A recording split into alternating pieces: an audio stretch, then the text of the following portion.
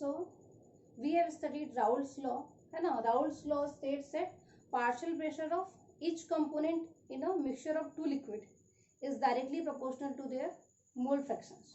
इसका मतलब ये हुआ कि अगर आप एक कंटेनर लिए हो, उसमें 2 लिक्विड रखा हुआ है, तो उन दोनों लिक्विड का जो पार्शियल प्रेशर होगा वो उन दोनों लिक्विड के मोल फ्रैक्शन के प्रोपोर्शनल होगा. Mathematically it can be written as Pi is equal to P naught I XI.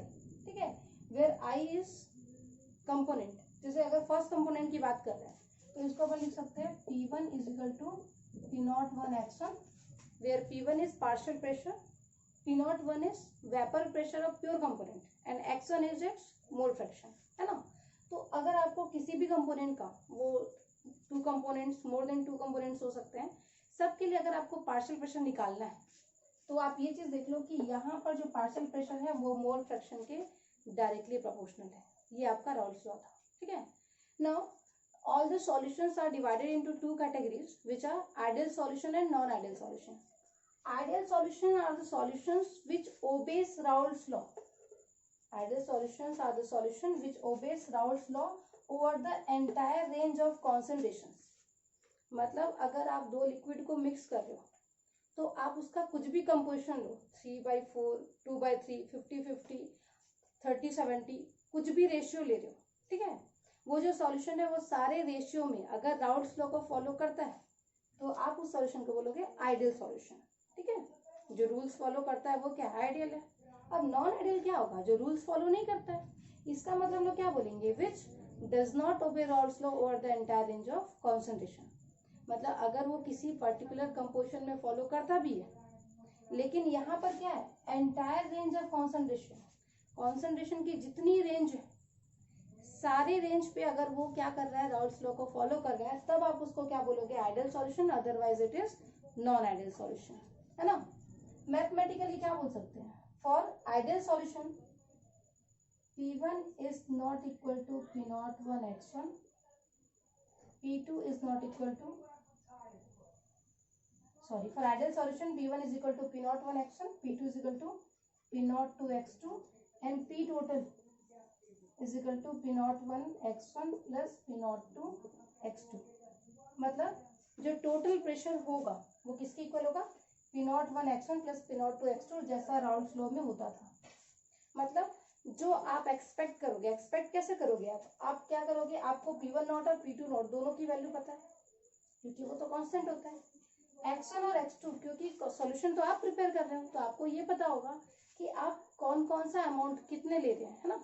तो आपको अगर ये सारी चीजें पता है तो आप क्या निकाल सकते हो, P टोटल. मतलब कैलकुलेट करके जितना P टोटल आप लेके आओगे, मेजर करोगे तो उतना ही प्रेशर आएगा, है ना. या फिर सिंपली आप बोल सकते हो कि जो एक्सपेक्टेड प्रेशर है, मतलब जो कैलकुलेटेड प्रेशर है, वो जो मेजर्ड प्रेशर होगा उसके इक्वल आएगा, तब हम उसको क्या बोल सकते हैं, ideal solution.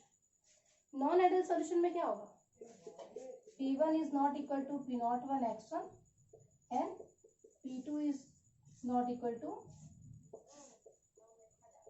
P naught 2 X2 and P total is not equal to P naught 1 X1 plus P naught 2 X2. Means आप जो यहाँ पर कैलकुलेट करके लेके आएंगे वेपर प्रेशर की वैल्यू, वो मेजर्ड वेपर प्रेशर की इक्वल नहीं होंगी. मतलब जितना आपको क्या करना है, प्रिपेयर करना था वेपर प्रेशर, उतना प्रिपेयर नहीं होगा. ठीक है.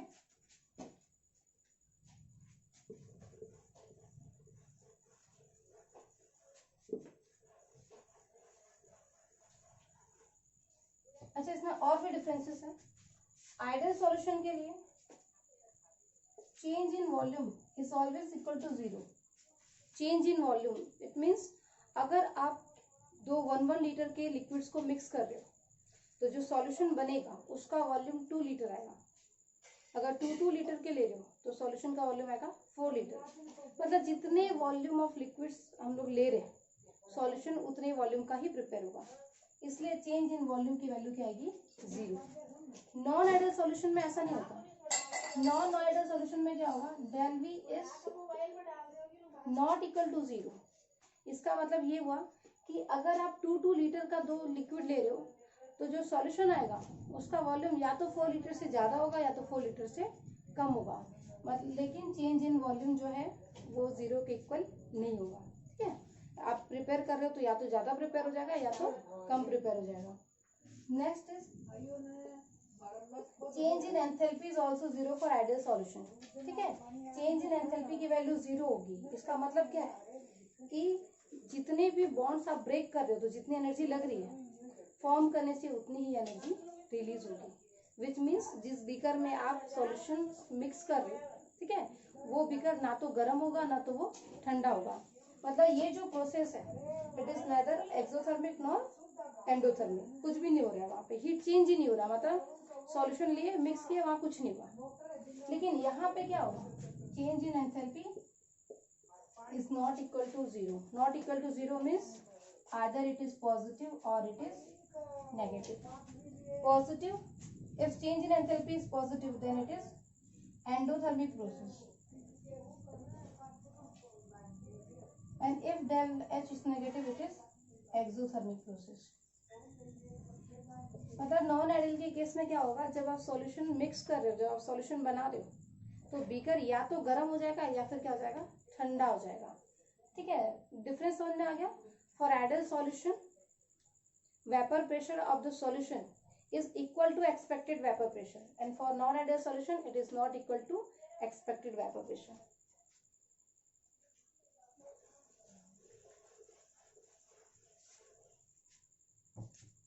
अब कौन से लिक्विड्स होंगे जो मिक्स करने के बाद आइडियल सॉल्यूशन बनाएंगे, कौन से नॉन आइडियल सॉल्यूशन बनाएंगे। उसके लिए एक सिंपल सा क्राइटेरिया है, इफ interaction between solute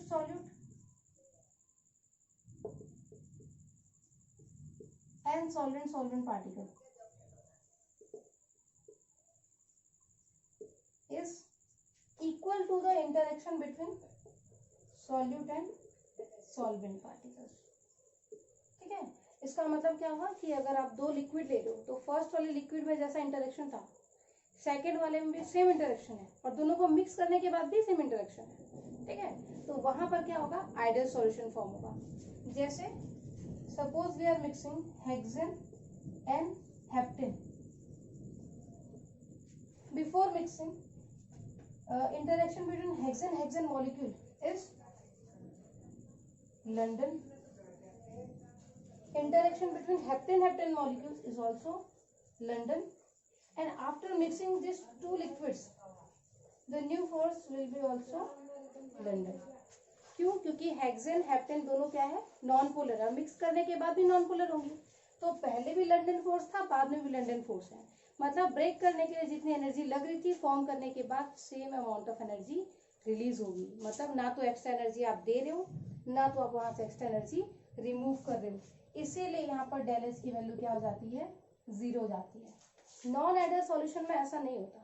जैसे for example we are taking ethanol and acetone, ethanol और एसीटोन ले रहे हैं, इथेनॉल में H बॉन्ड, एसीटोन में डायपोल। ठीक है, इथेनॉल का अगर दो मॉलिक्यूल ले लो तो उसके बीच में H बॉन्ड है, और अगर आप एसीटोन का दो मॉलिक्यूल्स ले लो तो उनके बीच में डायपोल। अब अगर आप इन दोनों को एक ही कंटेनर में डालते हो तो होगा क्या, एसीटोन के मॉलिक्यूल्स इथेनॉल के मॉलिक्यूल्स के बीच में आ जाएंगे। ठीक है, जैसे ये एक इथेनॉल का मॉलिक्यूल हो गया,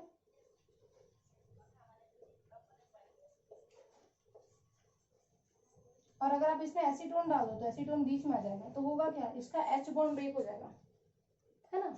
तो बिफोर मिक्सिंग यहाँ पर H बॉन्ड था और आफ्टर मिक्सिंग H बॉन्ड खत्म हो गया। आपको पता है H बॉन्ड स्ट्रॉन्ग बॉन्ड होता है, तो पहले स्ट्रॉन्ग बॉन्ड था अब नहीं है।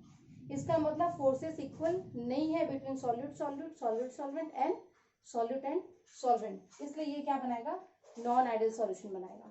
We have seen the difference between ideal solution and non ideal solution. Ideal solutions क्या होगा, जिसमें मिक्स करने के पहले भी मॉलिक्यूल्स के बीच में इंटरेक्शन वही था जो मिक्स करने के बाद है, इसलिए उसमें कुछ फर्क नहीं आता, और वो क्या करते हैं, राउल्स लॉ को फॉलो करते हैं। वहां पे आप प्रेडिक्ट कर सकते हो कि कितना वेपर प्रेशर होने वाला है।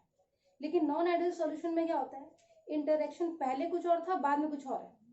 हो सकता है पहले वीक था बाद में स्ट्रॉन्ग हो गया हो, या पहले स्ट्रॉन्ग था बाद में वीक हो गया हो। तो ऐसे सॉल्यूशन में आप कुछ इंटरप्रेट नहीं कर सकते, वहां पे राउल्ट्स लॉ काम नहीं आएगा, तो आप उसको क्या बोलोगे, नॉन आइडियल सॉल्यूशन बोलोगे। क्लियर है? Now non ideal solution is further categorized into solution which shows positive deviation and which shows negative deviations. Yeah, solution which shows positive deviation from Raoult's law and which shows negative deviation from Raoult's law. Now, what are positive and negative deviations? ठीक है, हम लोग पहले ही देख चुके हैं कि यहाँ पे वेपर प्रेशर की वैल्यू एक्सपेक्टेशन के इक्वल नहीं आती है। तो अब क्या होगा, अगर एक्सपेक्टेशन से वैल्यू ज्यादा आती है तो उसको हम लोग बोलेंगे पॉजिटिव डेविएशन, मतलब जितना राउल्ट्स ने सोचा था उससे भी ज्यादा अच्छा आ गया, तो आप उसको क्या बोलोगे, पॉजिटिव डेविएशन। नेगेटिव कब बोलेंगे, जब हमारी एक्सपेक्टेशन से वैल्यू कम आ जाती है। ठीक है, positive deviation where vapour pressure of solution is less than expected vapour pressure is for positive deviation vapor pressure of solution is more than expected vapor pressure. For negative deviation vapor pressure is less than that of expected vapor pressure. ठीक है, अब ये कब होगा, ठीक है, कब वो ज्यादा हो जाएगा, कब क्या हो जाएगा, कम हो जाएगा, उसके लिए एक चीज है, फिर से ये जो पूरा यहाँ पर आइडियल और नॉन आइडियल सॉल्यूशन है वो सब डिपेंड कर रहा है इंटरेक्शन फोर्सेस पे। ठीक है, तो यहाँ पर भी जो हम लोग ये डिवाइड किए ग्रुप्स वो इंटरेक्शन के अकॉर्डिंग ही है। If interactions of solute and solvent particle is greater than between solute and solvent। ठीक है, solute एंड सॉल्वेंट पार्टिकल के बीच में जो भी इंटरेक्शन था, दोनों को मिक्स करने के बाद वो इंटरेक्शन वीक हो गया तो पॉजिटिव डेविएशन। अब ये कैसे, ऐसा इसलिए है कि पहले जो इंटरेक्शन था, फोर्सेस थे वो स्ट्रॉन्ग थे, तो हमको लग रहा था क्या कि वेपर प्रेशर कम बनेगा। ठीक है, अब अगर अट्रैक्शन फोर्सेस बहुत स्ट्रॉन्ग है, मतलब वेपराइजेशन जल्दी नहीं होगा ना, पार्टिकल्स एक दूसरे में क्या रहेंगे, टाइटली बाउंडेड रहेंगे, तो हम लोग क्या एक्सपेक्ट कर रहे थे कि अब अगर स्ट्रॉन्ग फोर्सेस है मतलब वेपर ज्यादा बनेगा नहीं, है ना, लेकिन दोनों को मिक्स करने के बाद जो फोर्सेस है वो वीक हो गई, जिसके बारे में हमको पता नहीं है, तो वीक हो गई, इसका मतलब क्या हो गया, ज्यादा पार्टिकल वेपराइज हो जाएंगे, ज्यादा पार्टिकल वेपराइज होंगे, ज्यादा प्रेशर बनेगा, इसीलिए ये हमारे एक्सपेक्टेशन से ज्यादा आ जाएगा, क्योंकि क्या बना है वो हमको नहीं पता। हम क्या देख रहे हैं, हम देख रहे हैं कि हम क्या मिक्स किया, तो मिक्स करते टाइम हम लोग स्ट्रॉन्ग फोर्सेस के मॉलिक्यूल मिक्स किए थे, इसलिए हमारा एक्सपेक्टेशन था कि वेपर प्रेशर कम आएगा, लेकिन वो दोनों एक दूसरे से मिलने के बाद क्या कर रहे हैं, वीक फोर्सेस अप्लाई कर रहे हैं, तो ज्यादा वेपर बनेगा, इसलिए ये क्या शो कर रहा है, पॉजिटिव डेविएशन। इसमें क्या होगा, just opposite, interactions between solute and solvent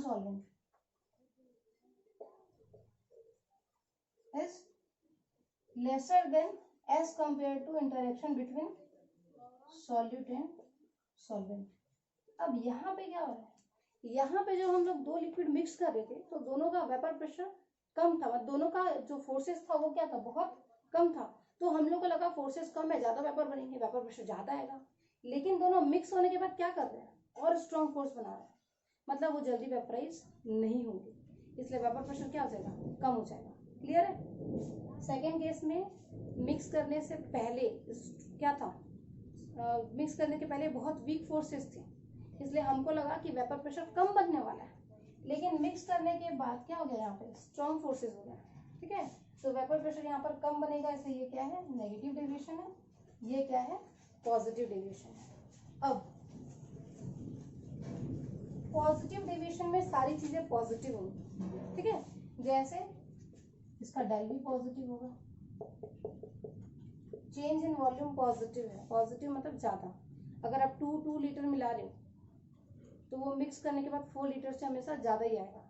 अगर आप 1 लीटर के 2 लिक्विड मिक्स कर रहे हो तो वो 2 लीटर से हमेशा ज़्यादा आएगा। मतलब जितना भी आप जो भी मिक्स करोगे वो आपके एक्सपेक्टेशन से आगे ही जाएगा, इसलिए इसका नेम क्या है, पॉजिटिव डेविएशन।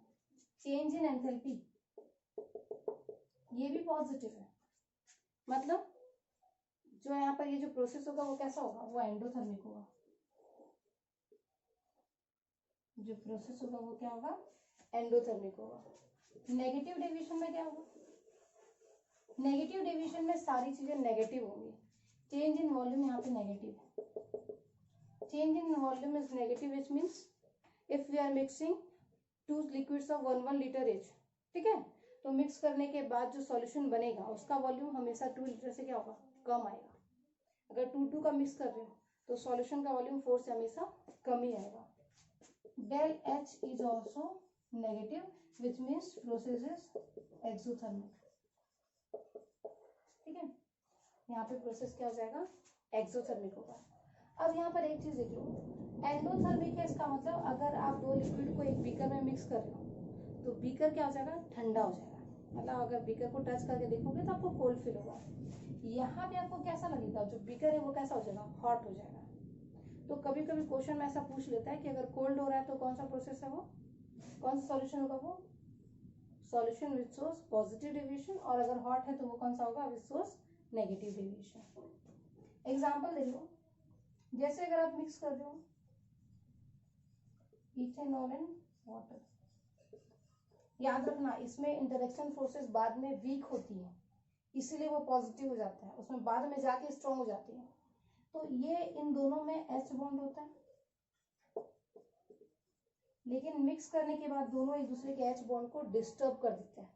मतलब पहले दोनों में स्ट्रॉन्ग हाइड्रोजन बॉन्ड था, मिक्स करने के बाद ये दोनों हाइड्रोजन बॉन्ड क्या हो गया, ब्रेक हो गया, इसीलिए बाद में वीक हो रहा है, इसलिए हमारे एक्सपेक्टेशन से वेपर प्रेशर की वैल्यू ज्यादा है। इसमें देख लो एग्जांपल, एसीटोन एंड क्लोरोफॉर्म,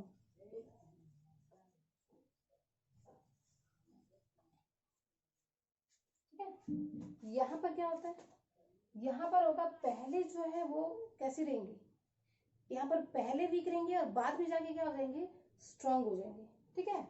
एक और एग्जांपल ले लो, एनिलीन एंड वाटर, ठीक है, तो यहाँ पर फोर्सेस बाद में स्ट्रॉन्ग हो रही है, यहाँ पे फोर्सेस बाद में वीक हो रही है। अब आइडियल सॉल्यूशन के लिए अगर आप वेपर प्रेशर और मोल फ्रैक्शन के बीच का ग्राफ बनाओ तो वो सेम वैसे ही बनेगा जैसे राउल्स लॉ का बनता था, क्योंकि वो राउल्स लॉ को फॉलो करता है। अब ये दोनों तो राउल्स लॉ को फॉलो नहीं करते, मतलब यहाँ पे अगर आप वेपर प्रेशर और मोल फ्रैक्शन का ग्राफ बनाते हैं तो वो राउल्स लॉ से अलग आएगा। जैसे इसका देख लो,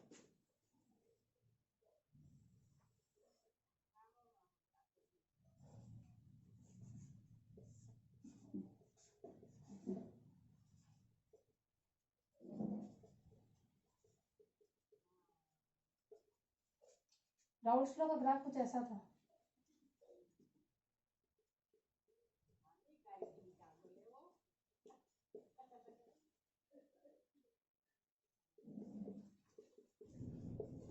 अब अगर इसमें आप क्या कर रहे हो, इसका ग्राफ बना रहे हो, ये पॉजिटिव डेविएशन है, मतलब ग्राफ जो है वो राउल्स लॉ से ऊपर बनेगा ऐसा। ये डैश डैश वाला जो लाइन है वो राउल्स लॉ का है, और उसके ऊपर से जो हम लोग लाइन बना रहे हैं वो किसके लिए है, पॉजिटिव डेविएशन के लिए। नेगेटिव डेविएशन में क्या होगा,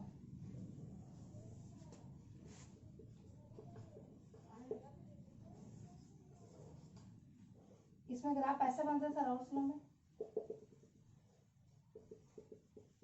यहाँ पे ग्राफ नीचे जाएगा ऐसा, ठीक है। तो पॉजिटिव डेविएशन के लिए ग्राफ ऊपर जाता है और नेगेटिव डेविएशन के लिए ग्राफ, पॉजिटिव डेविएशन के लिए ग्राफ ऊपर जाएगा और नेगेटिव के लिए ग्राफ नीचे